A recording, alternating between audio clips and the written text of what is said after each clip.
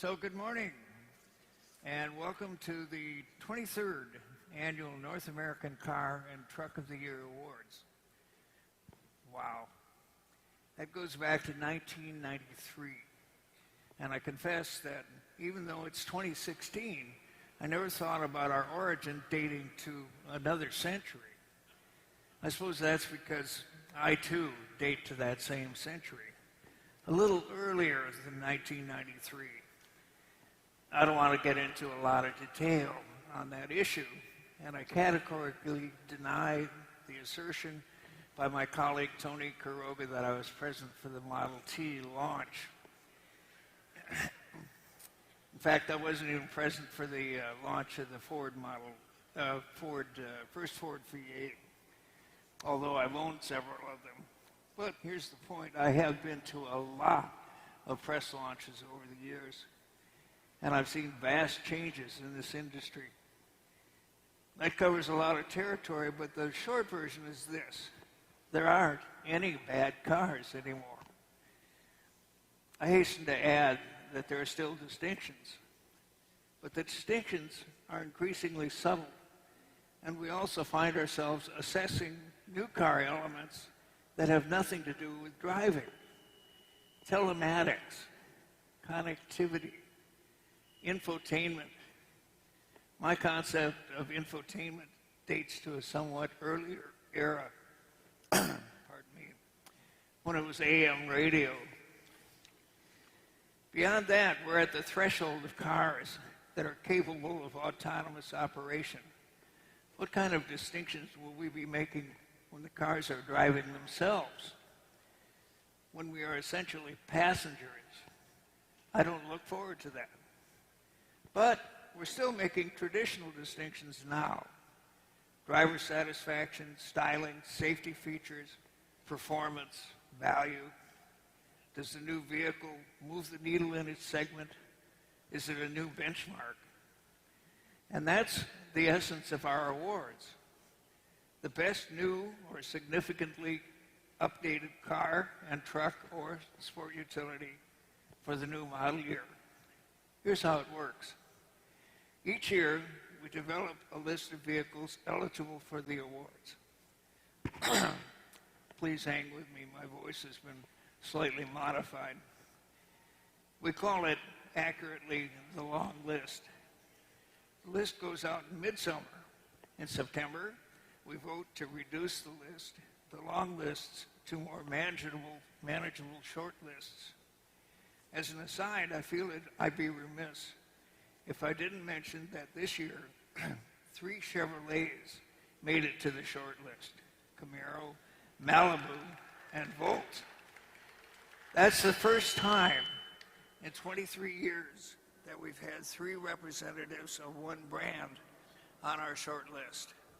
And of course, one of those cars, the Malibu, made it to the final 3. So whatever happens today, let's give it up for Chevy.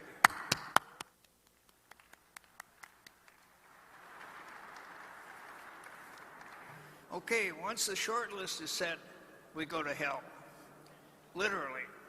That would be Hell, Michigan, where we put the short list finalists through their paces against benchmark vehicles from their various classes. In December, we vote to establish the 3 finalists in each class, the vehicles that you see here today. And then in early January, we vote again on these threesomes. We do this because the vote that takes us from the short list to the finalists inevitably spreads points on vehicles that don't make the cut. The final votes are tallied by Deloitte, the accounting firm, and the results are known only to Michelle Collins, a Deloitte partner. Michelle, where are you? There she is. Ms. Collins is standing by with the results, and of course we're all eager to know what they are. But first, a word about North American Car of the Year. We established these awards in 1993, patterned on the European Car of the Year award, still viewed as the most prestigious of the year award on that side of the Atlantic. And the president of European Car of the Year, Håkan Mattsson, is here. Håkan, stand up, give us a wave. There he is. Our jury is composed of full-time automotive journalists, broadcast, digital, and print. Yes, print still exists, from across the U.S. and Canada.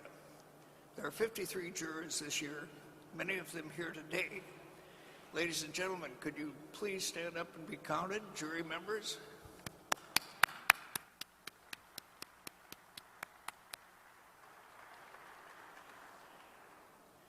Two elements make these awards unique. First, our jury is totally independent. There are representatives of many publications, digital and broadcast outlets, but we are not beholden to any of these outlets. Second, we are totally self-financed. We accept no support from any car maker. Now, I might add that some of the jurors are more astute than others. The astute are the ones whose votes mirror my own. After all, the surest measure of another person's intelligence is how much he or she agrees with you. But I digress again. One last caveat. We are grateful to the Detroit Auto Dealers Association for this time slot every year, but these awards are not, repeat, not made by this show. We make this admonition every year, and I feel sure some year everyone will get it right. Maybe this will be the year. I hope so. Okay, let's get to the nitty-gritty.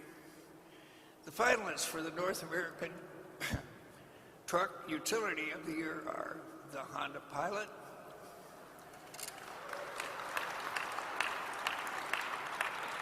a previous winner, I might add, the Nissan Titan XD,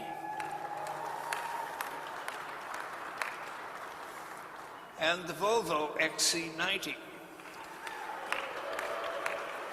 Ms. Collins, the envelope, please. Thank you.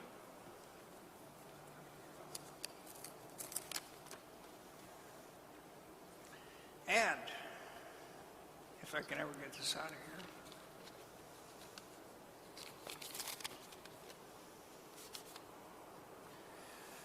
The North American Truck Utility of the Year is the Volvo XC90.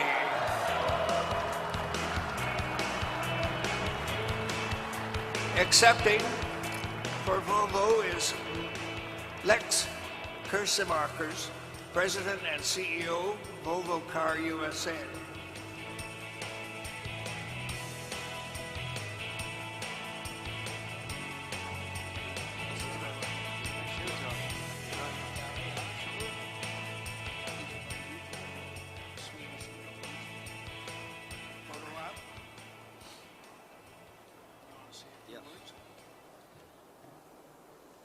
Obviously, we are extremely proud to stand here today again after so many years of hard work.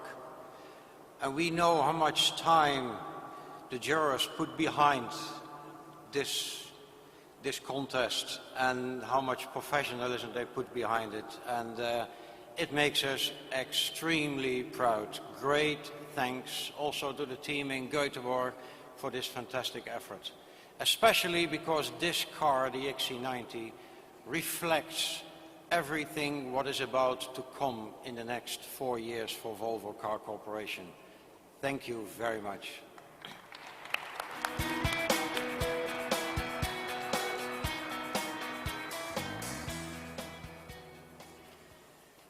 And the finalists for the 2016 North American Car of the Year are Chevy Malibu,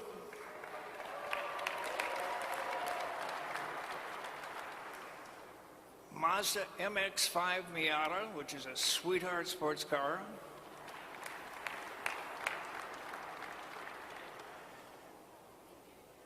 and the Honda Civic.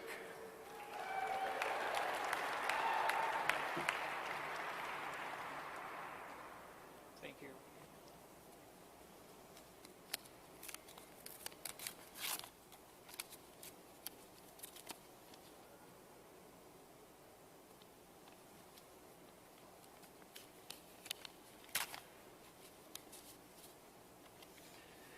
And the 2016 North American Car of the Year is the Honda Civic.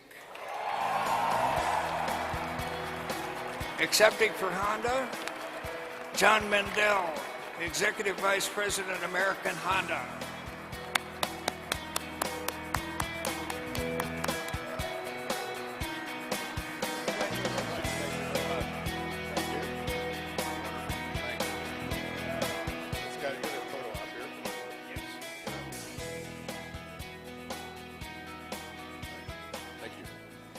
Thank you very much.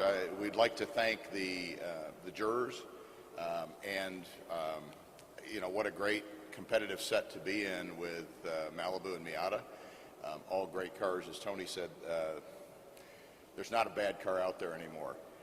This is particularly sweet, I think, for our development team and our associates who did an incredible job with this car.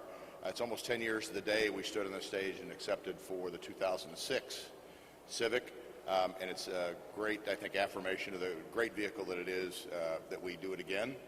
We thank you very much, Tony, for all the hard work that everybody puts in, and more to come on the Civic with a lot more derivatives. So thank you very much, and hats off to all our sales associates and R&D team.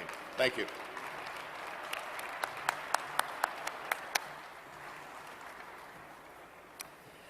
Just one last housekeeping note. I will have the points on the various finalists immediately after we wrap up here.